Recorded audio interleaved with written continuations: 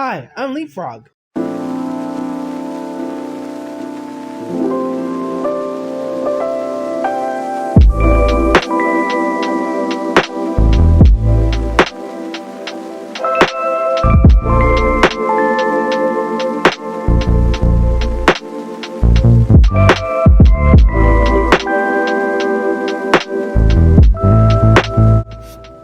Hello, my name is Shaw. Welcome to the story. Today we're going to be talking about Alice in Wonderland, this next historical worldview context to Disneyland rides. Thank you for coming. Let's get into it.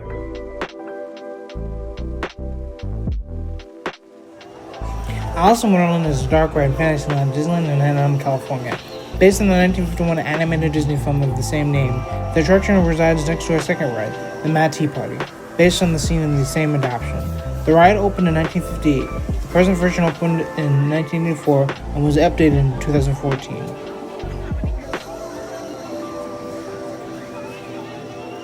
Okay, so what is the theme of this ride that we should follow?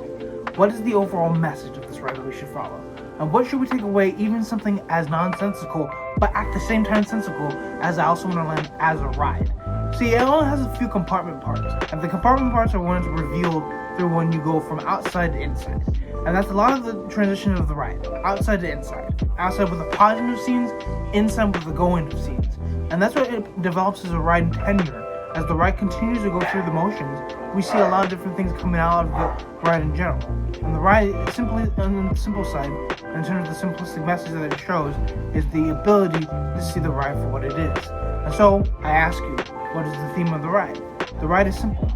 Sometimes the nonsensical can be sensible, and sometimes the ride in itself can be sensical.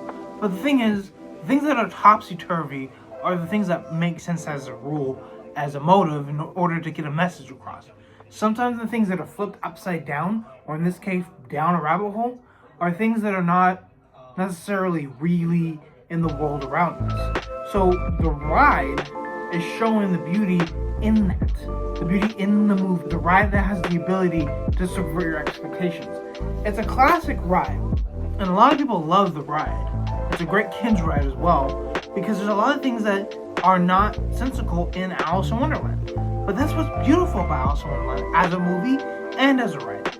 It leans into things that don't make sense. It leads into the things that are absurd. And that's the beauty of this ride. It leads you into the absurd. The absurdity of what is and what's not in the realm of a land in general. And Fantasyland is a land of fantasy. So as a result, there seems to be something that builds that land into something bigger and better than ever before. And that land has as much leeway to do something as nonsensical as maybe a blue fairy, as maybe flying through the sky, or as maybe falling down the rabbit hole. Whatever it may be, whatever that may be, it is something that's entwined in the Gershwin of something that is beautiful nonetheless. And the gushing tells of what a storybook ride has to tell. And that's something that this ride does. It tells the story of something bigger and better. And due to that, there's something beautiful about that. There's something that we can take into detail, though, about this to understand the nooks and crannies of it all in general. Let's go into detail.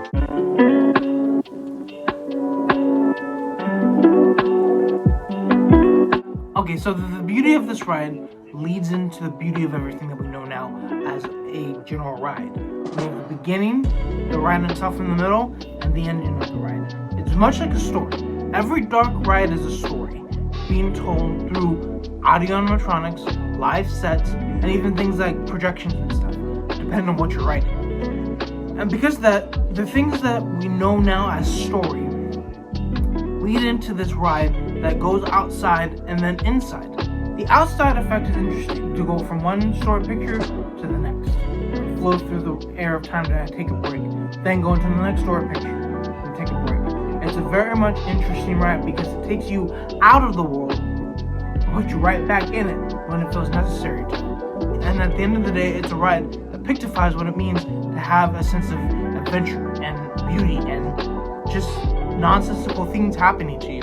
The wonderment of Wonderland is something that doesn't make sense to most people. But if you watch it, if you read it, if you write it, you begin to understand the limitless bounds of what it's trying to say.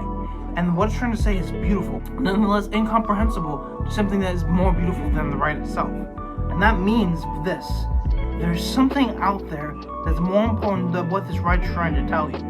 It's a ride that is trying to see the beauty in things, the beauty in things that are natural, the beauty in things that don't make sense, the beauty in the idea of imagination. See, the thing about Alice in Wonderland, it's the imagination of the writer, it's the imagination of the viewer that mesh together and see the sense of what a movie can be, or a ride can be, or even as something as a dark ride in Fantasyland can be. And that's what the beautiful part about this whole ride is. You'll be able to point out the things that you find interesting, point out the things that you find most intriguing, point out the things that tie into your imagination, and you see tying into your brain and your heart. And that's what makes this ride so important in Fantasyland. Even though it's hidden between the trees, and you have to find it a little bit to get to it, but once you find it, it's something that you can't erase from your head. But here's the thing, what does it mean for you and I? Application, of course.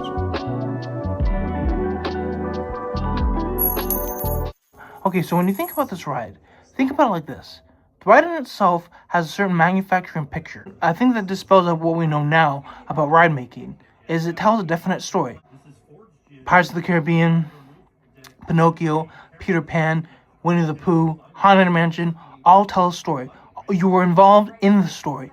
That's what makes these rides so amazing. You're involved in the story. And Alice in Wonderland, you're definitely involved, because you're viewing things in three-dimensional terms. And the thing that can be dispelled that way in terms of your discernment or bold factor and what you think of the ride is nonetheless more important to Disney than what you could possibly imagine. It's more, how can we get guests to love these rides? And whether it be a dispelling faction or a double factor, you certainly give an opinion about this ride nonetheless. But here's the thing. What does this ride mean to you? It's something that we all can take into consideration. Because when you ride this ride, you ride it into imagination. Right into it. It's not Figment's imagination exactly. It's a topsy-turvy world with things that don't make sense, with things that do make sense in the sense of making sense. Does that make sense? Anyway, the way you feel about the ride is the way you feel about yourself. And in some cases, you don't feel from a ride unless you do. Do you feel from a ride? I think you do. Because at the end of the day, this ride makes us feel wonder. This ride makes us feel like, what was that? This ride makes us feel, huh? This ride makes us feel, oh. Whatever the ride makes you feel, that's the imagination at work of Walt Disney Imagineering and Walt Disney, the company, and Disneyland as a whole. So when you think about imagination, when you think about something that doesn't make sense at first, try to roll with it. You may see something different in your writing, in yourself, and what you do. Thank you for my application, and let's continue forward.